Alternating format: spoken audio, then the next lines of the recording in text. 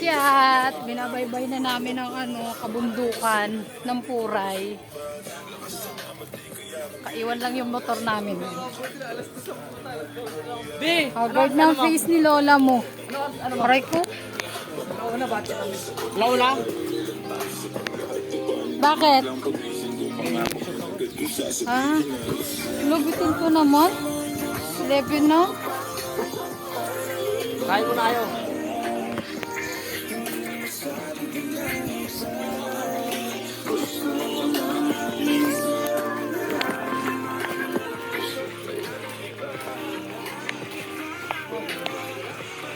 Sana si Ate Susan.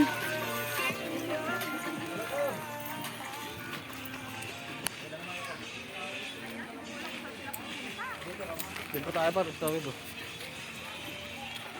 Tatawid po tayo dyan. Totoo ba?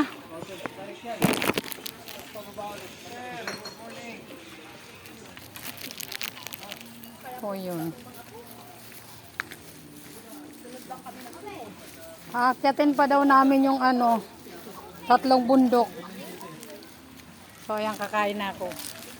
Yan, nagugutom na ako talaga. Nagugutom na ako. Habang Hala! Yuenya, buhatin! Hi guys! So ayan. Pag pumunta ka rito, sa Puray, hiningal na ako. Oh. Ayan, babaybayin mo tong mga paakyat na to. Parang pinagdaanan ko na ito nung unang panahon. Yuanya, tayin mo ako!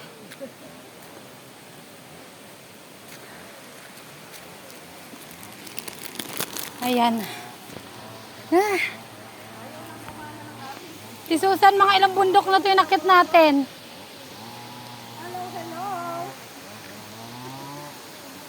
Ayan guys. Sobrang napakatirik niya. Tirik? Tarik. Sobrang napakatarik. Hiningal na ako. Buti na lang hindi ko dinala yung mga babies ko. Diyos ko, lalo na yung bunso ko. Siguradong magpapakarga yun. So ayan. Dahan-dahan para hindi tayo tuloy-tuloy yung laglag natin sa baba.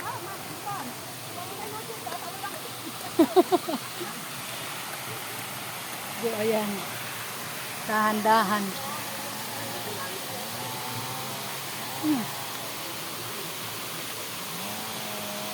Hindi ko na magawang kainin yung aking tinapay kasi nakakatakot. So kailangan dahan-dahan. Di ba? Ayan na siya guys. Oh, pakalinaw ng tubig. Ang linaw. Diba? Sobra.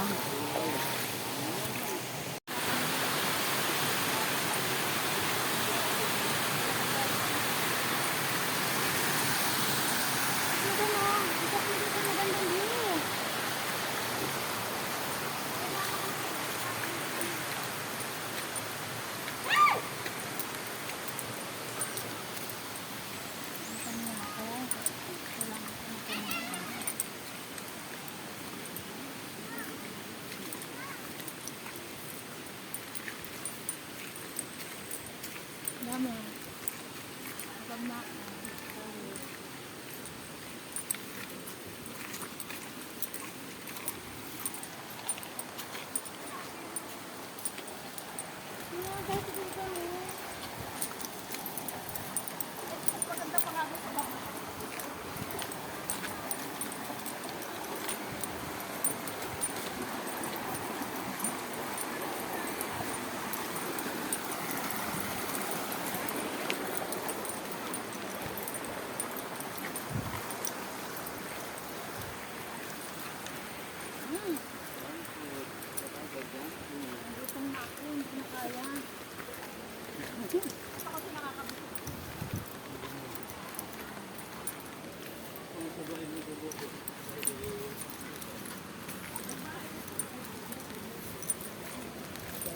Gutom na po ako.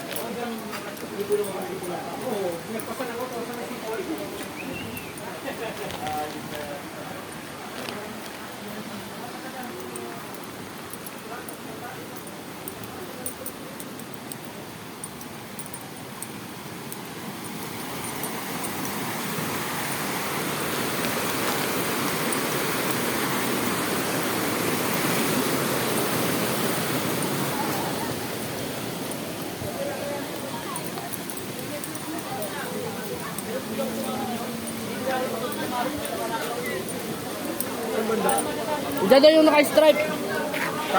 Naka-stripe.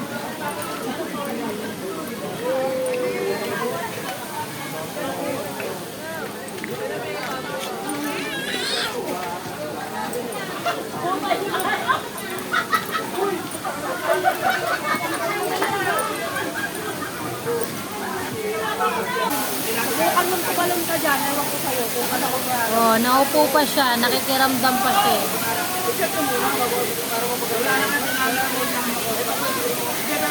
Masyado kasing mataas.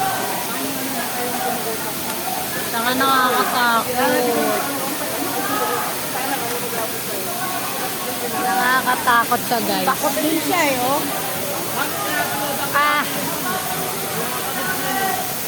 Masyado kasing mataas na rin. So, yung mga ganyang klaseng stunt, wag nyo pong gagayahin.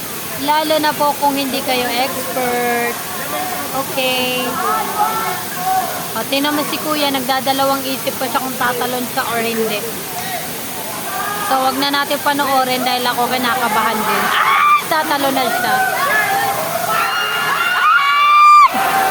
Tumalo na siya, guys. Oh my goodness. Doon, oh. Ang lalim yan eh. Nanapkin pa. Marami mo kong solusyon ah. Ang dulas ng bato na yan. Hindi sana ako maliligo. Ayan, guys. Oh my